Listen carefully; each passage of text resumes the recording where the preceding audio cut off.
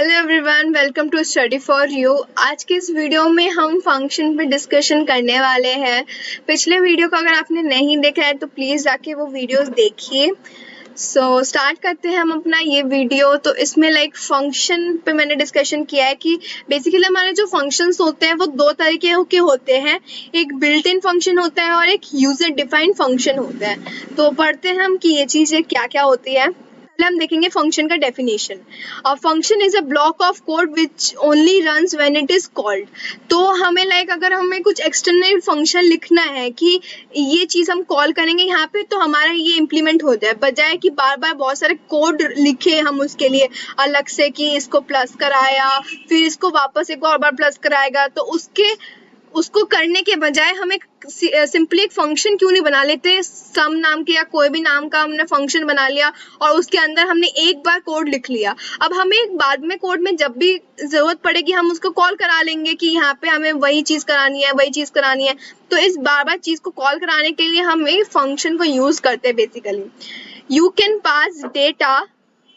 You can pass data known as parameters into a function। हम function में parameters भी पास कर सकते हैं, कुछ डेटा कि ये चीज़ इसमें पास करो, ये डेटा पास होगा, वो फंक्शन में यूज़ करो कि जो भी हमें कराना है। Functions are used to perform certain actions and they are important for reusing the code। reuse करना कोड मतलब बार बार हम अगर कोड उसमें लिख रहे हैं प्रोग्राम में कि ये फिर से ऐड करो तो इससे हमारा कोड इतना प्रोफेशनल नहीं लगता, लेंदी हो जाता है, कॉम्प्लेक्सिटी बढ़ जाती है।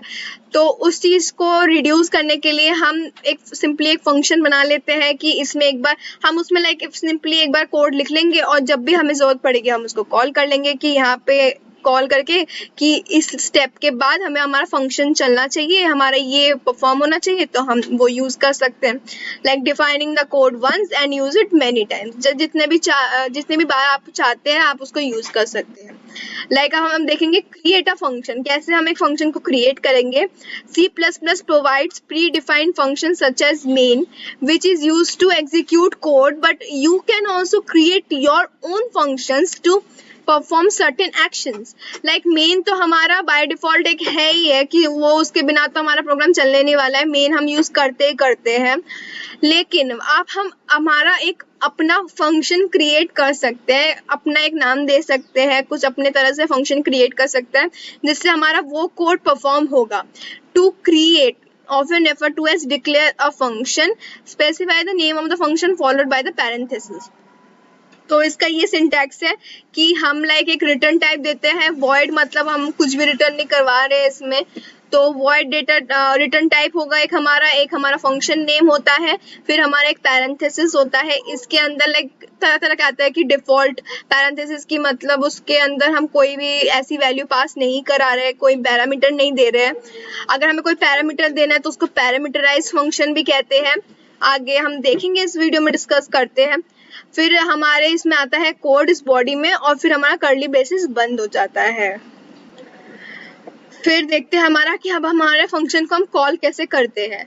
Declared functions are not executed immediately, they are saved for later use and can will be executed later when they are called. मतलब ये नहीं है कि हमने फंक्शन बना दिया अब हमें वही कॉल करना है, वहीं पे एग्जीक्यूट हो जाएगा, ऐसा कुछ नहीं है। जब हमें प्रोग्राम में जरूरत पड़ेगी हम तब कॉल करेंगे, तब हमारा फंक्शन implement होगा। To call a function, write the function's name followed by the two parentheses and the semicolon। तो वही इनिशियलाइज कराएंगे और कॉल कराने के लिए अब इसका इन्होंने दे रखा है कि फंक्शन नेम दे देंगे और टू पैरेंथेसिस लगा देंगे तो हमारा वो कॉल होगा। एग्जाम्पल ले लिया है मैंने कि inside main call my function नाम का मैंने एक फंक्शन जो बनाया था, अब उसको कॉल कैसे करेंगे। तो पहले हमने क्रिएट फंक्शन पहले हमने क्रिएट तो करना ही करना है कॉल करने से पहले, वरना तो एक एरर आ जाएगा कि आपने तो कोई बनाया ही नहीं है फंक्शन जो आप कॉल कर रहे हो। तो void my function नाम से मैंने एक फंक्शन सिंपल बना लिया है कि cout जिसमें होगा कि I got executed।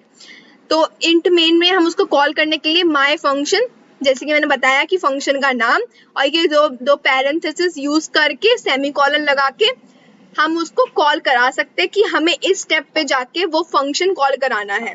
तो हमारा जो ये आउटपुट आपको दिख रहा होगा कि आई जस्ट गॉट एग्जीक्यूटेड, ये हमारा आउटपुट डिस्प्ले होके आ जाएगा क्योंकि हमने उस स्टेप पे आके जब हमारा प्रोग्राम रन होगा और वो स्टेप हमारा आएगा तो उस स्टेप पे आके हमारा वो फंक्शन रन होगा और उस फंक्शन के अंदर जो भी चीजें हैं कि हमें ये एग्जीक्यूट कराना है तो वो हमारा डिस्प्ले होके आ जाएगा। फिर आता है फंक्शन डिक्लेरेशन कि अब हम उसको फंक्शन को डिक्लेयर कैसे करते हैं और उसकी डेफिनेशन उसके अंदर लिखेंगे कैसे।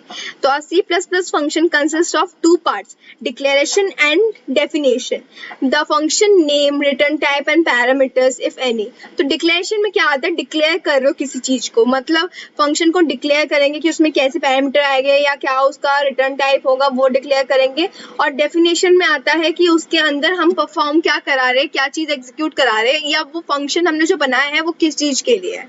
तो the body of the function is basically known as the definition, the code to be executed. जो हमें कोड एग्जीक्यूट कराना है मल्टीपल टाइम्स वो हम उसके अंदर मेंशन करेंगे, like void my function parenthesis. तो इसके अंदर ये हो गया हमारा डिक्लेरेशन और मेन जो बॉडी होता है हमारा फंक्शन का वो होता है हमारा डेफिनेशन। अब हम देखते हैं हमारे टाइप्स ऑफ फंक्शन। जब मैंने आपको बताया था कि शुरू में कि दो टाइप के होते हैं, बिल्ट इन फंक्शन और यूजर डिफाइंड फंक्शन। तो चलिए देखते हैं कि बिल्ट इन फंक्शन और यूजर डिफाइंड फंक्शन क्या क्या होते हैं।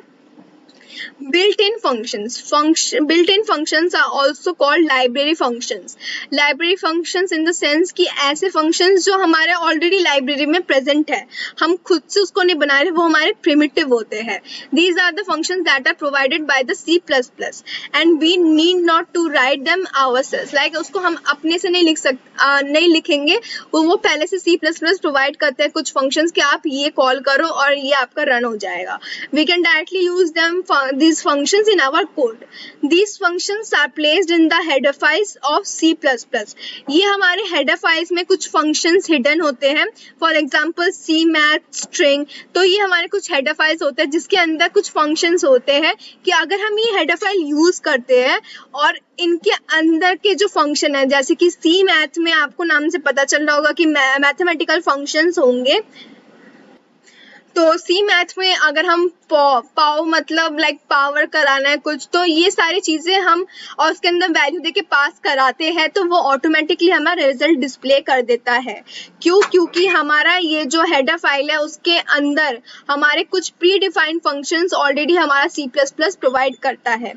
सिमिलरली ये जो स्ट्रिंग फंक्शन है, स्ट्रिंग फंक्शन में भी हमारा ऑलरेडी C++ कुछ स्ट्रिंग फीचर्स प्रोवाइड करता है, जैसे कि str कैटिनेशन, जिसमें होता है कि स्ट्रिंग को कैटिनेट करना, दो स्ट्रिंग को जोड़ना।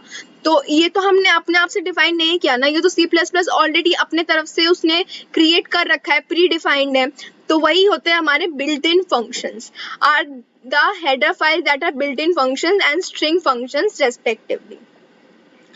आता है हमारा user defined functions. C++ allows its user to define their own functions। अब हम बिल्ट इन फंक्शंस तो है ही है, लेकिन अगर हमें कुछ और चीजें एग्जीक्यूट करानी है या रिपीट करानी है कोड, तो हम अपने से भी फंक्शन बना सकते हैं।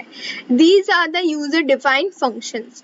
We can define the functions anywhere in the program and call these functions from any part of the code. Just like variables, it should be declared before using functions, also need to be declared before they are called. तो किसी भी function को call करने से पहले उसको declare करना, declaration देना, डेफिनेशन देना बहुत इंपॉर्टेंट है। अगर आप पहले से फंक्शन को बनाओगे ही नहीं और तुम कॉल कर रहे हो तो उसका तो कोई मतलब नहीं है, वो एरर शो करके देगा। So that's it for this video. Hope you like this video. Share करें, कमेंट करें और सब्सक्राइब करना ना भूलिए इस चैनल को। So अगले वीडियो में हम डिस्कस करने वाले हैं कि बिल्ट इन फंक्शन और यूजर डिफाइंड फंक्शन का उसका प्रोग्राम एक हम देखने वाले हैं। So till then, bye.